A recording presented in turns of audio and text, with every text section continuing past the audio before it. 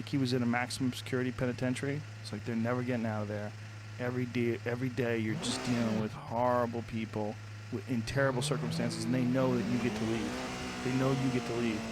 But you're living with them most of the day. He goes, yeah, I'm not a prisoner. He goes, but my environment is surrounded by these people. He's like, that affects you. He's like, I never thought about it that way.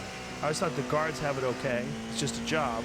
Whereas the inmates, you know, well, those poor bastards are stuck in there. Well, you're in there with them for 8 hours a day. Most of the time, you're not controlling them. Most of the time, you're just coexisting. It's Yeah, like, oh my who's God. behind the bars? Which way is behind, right? Right. They're in a cell with a hallway filled with bars. People, one person on the other side of each bar. So are they. Yeah. Same exact thing. Yeah. And then they're wearing body armor and fucking they have clubs, and they're always terrified that a riot's gonna break out. You saw Whitey Bulger got killed? He did? Yeah. When? Yesterday in prison. That Transferred him in the first day. first day, Pull that story a up. guy that hates rats killed him. An Italian guy or like a gangster guy. Really? Yep. The guy I read, the guy is obsessed with hating rats and hating people that beat women, and I guess Whitey killed women. Wow. So this guy, the first chance he got. Whitey Bulger met a violent end after a lifetime of brutality. They tried to pull his eyes out of his skull. Whoa. I don't know if they were successful or not. The thing I read didn't make Hold it on, make clear. that larger so I could read that. What does it say? In a 3-foot grave near a river not far from Boston, Pat McGongle's body lay decaying, undisturbed, until his remains were found 20 years later. Part of his pelvic bone, fractured skull, and decomposed brain matter. Okay, this is all the different things he's done. Yeah, no, he was a horrible fucking killer. You know, I used to train a guy that was one of his fucking mob henchmen. Guy said to me once, he goes, "You're gonna kill someone, how'd you kill him?" I was like, "With my bare hands?" He goes, "Yeah." I go, "I probably hit him in the neck." I was like, "Okay." That was the end. See, it's not scary until you find out that's the end of the conversation. I was 19 at the time. I was teaching Taekwondo. I was teaching this guy who he was friends with a friend of mine who absolutely worked for Whitey Bulger, who wound up going to jail. And they told me this guy just whacked me. I was like, oh, Jesus Christ. And I was teaching him Taekwondo. He was very serious. Like, he was very intense. And I was very aware that there was something different about him. Like, I was very aware, like, he wasn't just a guy that was learning for exercise or self-defense, want to take little classes, learn a little martial arts. He was going to use it. Like, he was a guy that was, in case he needed to use it. You know what I'm saying? Mm-hmm. Like, there's a mindset of someone who just wants to get better at a martial art, and there's a mindset of someone who's thinking about, okay, it's going to come down, I'm going to fucking get him right there, okay, and I'm going to get him right there. That guy was, like, when he would practice, there was a certain amount of focus and intensity that he had that was palpable. Mobsters need to get better at that type of stuff. You ever remember De Niro's kicks in Goodfellas? Those just sloppy, that's straight down, just mutt. What's this? Whitey Bulger's favorite prison. Suspect. He was unrecognizable. That's the guy who did it. Mr. Bulger's eyes appeared to have been dislodged from his head, although it was unclear whether his attackers gouged him out or they were knocked out because he was beaten so severely in the attack. This information was relayed by a senior law enforcement official who oversees organized crime cases. Oh, that's what it was. It was a padlock stuffed inside a sock. Oh, that's what they beat him with? Yep. And they also pulled his eyes out of his head. At least in part with a padlock that was stuffed inside of his sock. At least 2 inmates were quickly sent to solitary confinement after Mr. Bulger was found, according to 3 employees of the Federal Bureau of Prisons. Well, couldn't happen to a nicer guy. Whitey Bulger. Do you know he won the lottery twice? Really? Yep. Damn. Not really. Yeah. Scam. I mean, that was how he would show his income.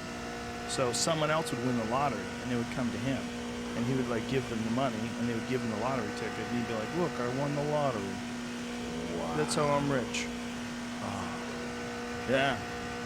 Yeah, it's dark. Like they probably would find the person who won the lottery. You know, they chased Dana White out of town. Do you know that? No. Yeah. Yeah, they wanted money. They wanted payment from Dana White. And Dana White got beaten up by them so severely that he had like tinnitus in his ears. Yeah, he had a jet out of town. He moved to Vegas. Yeah. Because they wanted a cut at the UFC. No, it wasn't the UFC. There was no UFC back then. He was like a boxing trainer. Oh. I forget what he was doing, whether he was running a gym, but he had to leave town because of the mob. That's why he left Boston. Yeah, it was real, man. I mean, this was all when I was a kid. I mean, I got seriously into Taekwondo in 1982. That's when it became like 81, 82. That's when it really became like my whole life. And that's right around the time where all that shit was going on. And then when in 1988, I became friends with a comedian who was, his brother went to jail for being a part of Whitey Bulger's mob. Yeah. Crazy. Yeah, it was like everybody knew somebody who was in some way connected to the mob, in some way, you know. I just one dude. You want to hear a crazy story? Ooh, there's one guy. He's dead now. I can talk about him.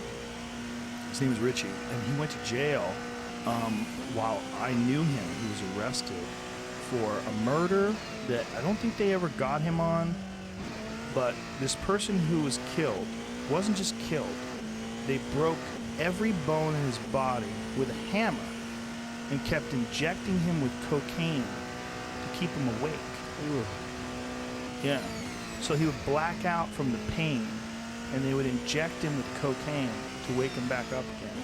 And then they would break another bone. They would break him all of his bones with a hammer. They cut his hands off, cut his head off, they cut everything off. And then when they found, you know, this broken heap of a body, he was somehow connected to this guy that I knew who sold coke. And this guy had gone to jail. And I knew him before he went to jail. He was another guy from Taekwondo. I knew him before he went to jail. He was one person. He was a young guy.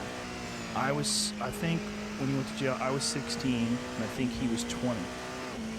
And then when he got out of jail, I was 20, and he was 24. And he had scars all over his body where he tried to sand off his tattoos. He had tattoos all over his arms. And I don't know what the tattoos were, whether they were racist or whether he just didn't want them anymore. But he had like either acid burns or scars or whatever, however the fuck he tried to get the tattoos off all over his arms. His arms were covered in scars. And he wasn't good. He wasn't like a talented martial artist, but he was insanely tough. Like insanely aggressive and insanely tough. And when you sparred him, you were fighting for your life. For your life. He would come at me and try to fucking kill me. I mean, fucking kill you. Throwing looping punches with every fucking ounce of his being. And I'm moving around and I'm like, oh, we're fighting to the death here. We're fighting. This is not sparring. We only sparred a couple of times before this, but one time he had me cornered. He trapped me in a corner and hit me with a fucking bomb on the top of my head. Just boom, like as hard as he could punch. He was a strong guy. He's quite a bit bigger than me, too. Irish guy? He was Italian. I kicked him in the head so hard it broke his cheek. Like his cheek shifted over. Oh. Like his face, I wheel kicked him. So I hit him with my heel in his face, and he dropped down. He collapsed, went down to his, went down, like face first, got up on his all fours, got back up again, wanted to keep going. Oh. And I go, Richie, you got to look in the mirror. I go, come look in the mirror. And he's like, oh, fuck. And I go, yeah, you can't spar anymore. He wanted to kill me. He wanted to keep going. He wanted to keep going. After I basically kicked his face in half. Jesus. I hit him so hard. It wasn't a sparring session. It was an I'm trying to kill you, you're trying to kill me session. And I remember setting him up, boom! And I hit him with that thing, and he face planted. Most people would have just went out. But he was so angry and so mean. He was trying to get up. It's fucking scary. But I was the last time I sparred with him. I'm like, we're not sparring anymore, dude. I'm not fighting to death with some guy who I'm kind of friendly with. I was friendly with him other than that. Like, you would never guess. I remember one time we went out. It was me and him and these two girls, and they were like real weird, right? Did you see the video of the poachers that went to kill the rhino and the I lion heard about it. and the I didn't lion see, killed is there a them? video of it? I saw a picture. I saw a still picture. Oh, okay. Yeah, I didn't know if they got a video, but yeah, that's fucked up. That's fucking. A few dudes that's- got jacked, right? Didn't That's like we. three That's we people? even. That's the lion saying Look we at this. even. Look at this. Turn up the volume, Jeremy. Look at I don't this want to thing. use my bear spray. Holy shit! I don't want to use my bear spray. He said. That's a good boy. That's a good boy. Dude. He's coming around. What do you mean, good boy?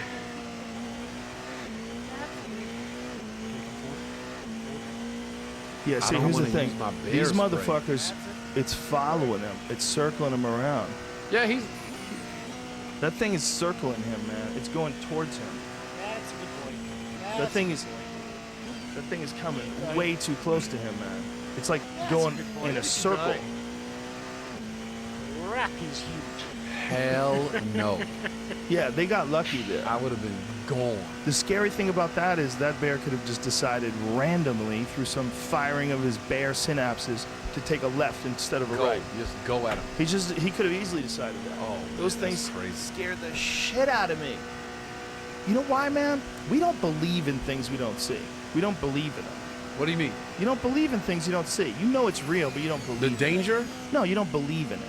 It's not a real thing in your world. Right, But when if you were outside and you saw that, if you were with those people in Australia, you'd be like, oh, Jesus Christ, this is Well, real. no. If I was there, I would know that that's the reality. That's real. Like my Yeah. world doesn't Yeah. involve being somewhere near that close to a bear. So Yeah. to see it in my world would be it wouldn't be real. No. I'd be like, holy shit, this can't be happening. But if you were with those people, if you went on that trip with Yeah, them, I'd that would I'd be fell one out. of the craziest things you could ever. Your whole existence gets down to the chance that this thing makes a decision to go one way or another. Yeah.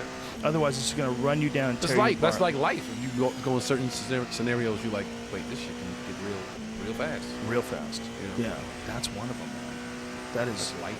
That's inner city life is just like, holy shit. Is nothing to pop off in here? yeah, right? Like, how many people died in Chicago last week? Some insane number. They were reporting on the lack of attention that the murders in Chicago are getting in like the national news and how crazy it is. How I've been to this- Chicago several times. The one thing that sticks out to me every time I go there is how segregated it is. Yeah, I've never For a gone to anywhere for a but major city like New York is like we're all right. piled up together. 4 killed, 24 wounded in weekend shootings. God. 28 people got shot, dude. That is crazy. 28 people in a 12:15 weekend. in the afternoon, it say. Fuck. Standing on the sidewalk, Jesus someone Christ. opened fire. Jesus Christ. Like 19-year-old. there is a war going on in Chicago that's way more deadly than most of the wars we're engaging in overseas. You don't hear about that many soldiers dying every day. Exactly. Now that's another scenario. How we said, like that's real. Yeah, that's real. Right, but Fear's real. unless you're there. You walk outside in Chicago, that is a real Right. fear that you should have. And this is what's crazy. The number of people in Chicago this year passes 1,400. 1,400 people shot. Now, how many people do we know? How many people got shot like doing tours of Afghanistan? That's a good question. Was it So what is 1,400? this? What is this? This is over the year? Just this year? This year. Okay. So let's Google how many soldiers were shot overseas this year. You know, that's a weird thing, man, that we got a war going on. If that was Mexicans invading North Dakota and shooting people and that Right. many people were dying every Right. day, we would be taking action. But because it's happening to If people... it was 1,400 and 100 of them were white people, it would be an issue. Oh, yeah. If it was 1,300 black people and 100 white people, it'd be Yeah. we You shut know, you're Chicago right. down. You're really right. This is, I mean, it's 14 something that and- people don't talk about. It's 300. I mean, it's like crazy. That's a weird statistic. It's a terrible situation, like culturally, to have something like this is That's why, glaring and you know point. what? And with 1,400 people being shot, that means, and people don't want to realize this, is, you know, post-traumatic stress disorder is a real thing in the ghetto as well as in the hills of Afghanistan. Oh, Like, of course. it's real. Of course. So when you see something that, when people are like, why these guys have guns on them, it's like, dude, 1,400 people got shot. I'm just trying to get to school and back. Yeah. I'm trying to get to work and back. Of course. It's, you know, we're not protecting those people. It's Right, exactly. if they were stuck somewhere overseas in the middle of some war, you know, and they're American citizens, like, please help get us They'll be out like, of here. we got to get these. Yeah. If there was a place that had like statistically the numbers of the south side of Chicago where all this murder's going down, if there was a place statistically in another part of the world, right, we would be saying put those numbers anywhere else, Yeah. and it's a crisis. Yeah. If we had, so let's say Hawaii. Let's say if we had just moved into Hawaii, Right. like just took over Hawaii, and then we were in an area where people started getting shot and killed by locals like that, we would want to extract those people Right. from Hawaii. We'd scoop them up from an island. We would think they'd be shooting at the helicopters as we rescue them, right? Right. Well, you just look at the real numbers, just the raw number. That's a crazy number of people getting shot in a Just year. this year, this is July. July just started. How many soldiers got shot? Can't find, I'm trying to find the wounded. I can only find deaths. Okay, what's the death? Only like 1,500 total since like 2001. Since 2001, man. 127 This is this since year. January. That seems weird saying only. Oh yeah. I know what you're saying. You're saying in comparison to the other number since January. Yeah, that's insane. It's crazy. That is insane. And that's happening right here in the good old US of A in one of the biggest cities in the world. Chicago's giant, awesome city. And it's happening in other cities also. People don't know. But Chicago's the most glaring. Yeah. Because I don't travel around there, so I don't know what happened or why it happened, why they have this segregation there, and what it was all about. Go to Chicago, man. It's like black people all the way over there. Mhm. In this downtown where it's nice and everybody's. Detroit has that too, right? Detroit as well. Yes. Yeah. Yeah. Man. Then you go down south, it's like that. You go to Louisiana. It's crazy. If you were the king or the president, Tony Rock, I was the president. how do you fix this? You have to fix this. It's a process, man. First, I always say number one is education. Right. Education is number one. If you're getting a better education, then you just avoid the pitfalls naturally because you just know that certain things are wrong. Yeah. And by getting a better education, I mean you have opportunities to do. You have music appreciation, you have the arts, you have sports, you have things to occupy you during school hours and after school hours. There's no any type of extracurricular activities for these kids. In Chicago, there's gang life, which you are born into, which you are expected to go into once you're a certain age. All right, you're a man now. Here's a gun. We don't like those guys. Those guys don't like us. You don't even question it. It's like my father's been this way, my grandfather's been this way, my uncles are this way, my big brothers are this way. You're born right into it. You're You don't born in a question it. war zone. Yeah, right. And you don't question it. And it's a war zone where you sleep and your family lives. Right. Not just a war zone with soldiers, but a war zone with families. And another thing, better education, you're more worldly. If you see the world, you realize how small your neighborhood is, and there's a bigger world out there, and you can want to go places and see things, and you realize, like, what are we doing? Yeah. But these are people that I guarantee probably never left Chicago. Right. Probably never went on vacation to the South to visit grandparents and realize, hey, the South is nice and quiet and people are friendly, and they've never been to the zoo and saw an animal and went home and Googled the mating rituals of this. Open your mind. Open your mind, you see the world. The stuff that you're involved in becomes just so small.